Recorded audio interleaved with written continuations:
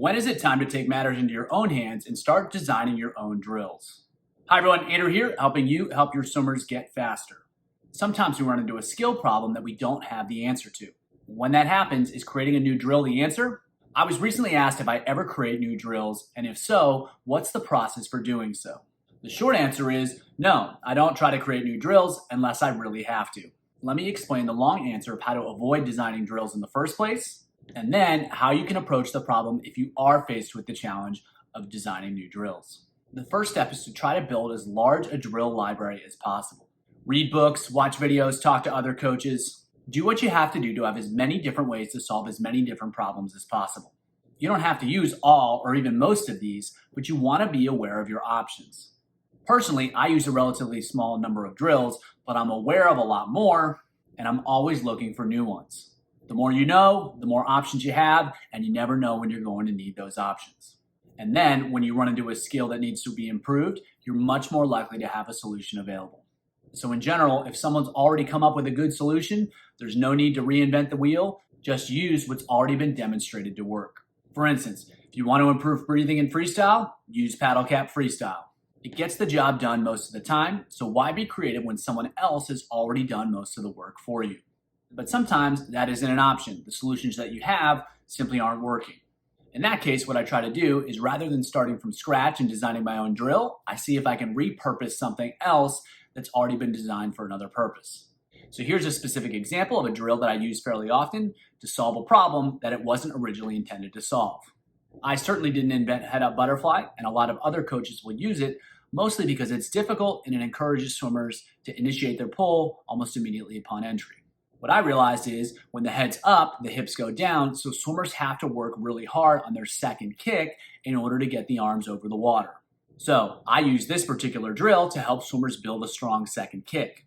It's not what it was originally designed for, but it gets the job done for what I want to accomplish.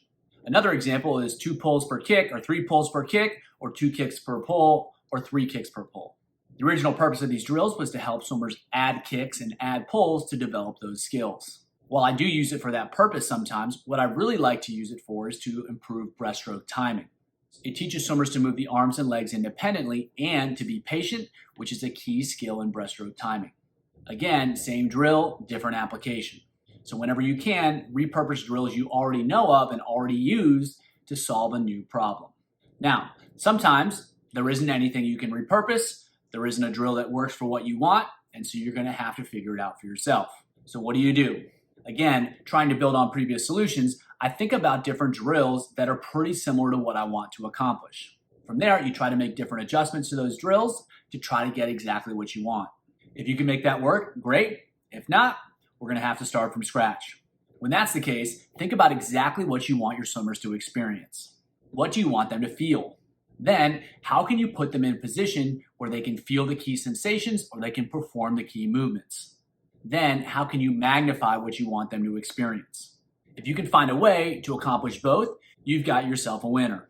If not, try something, experiment, and ask your swimmers what they feel. Let them help you figure it out. It might not happen right away, but sooner than later, you're going to find something that works. If that sounds like it might take some time and effort, you're right.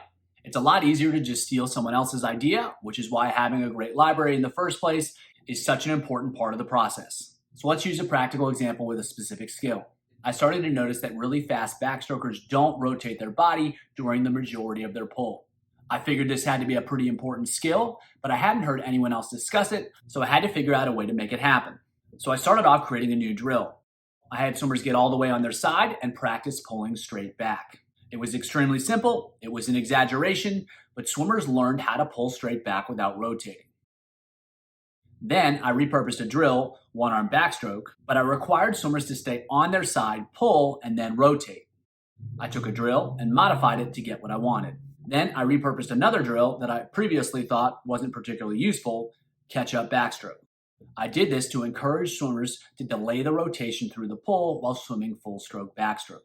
In all cases, I had a specific problem, I knew exactly what I wanted to accomplish, and I put them in positions where they could feel the key skills. It was because I knew what I wanted to accomplish and I had a huge library of drills that I could draw upon that I was able to figure out solutions. Anything new I've ever created has been inspired by someone else. The more drills you're aware of, the more drills you can be inspired by, and the more effective you're going to be at creating new or modified drills to help solve the problems you face in your coaching. I hope that was helpful, and as always, keep it simple.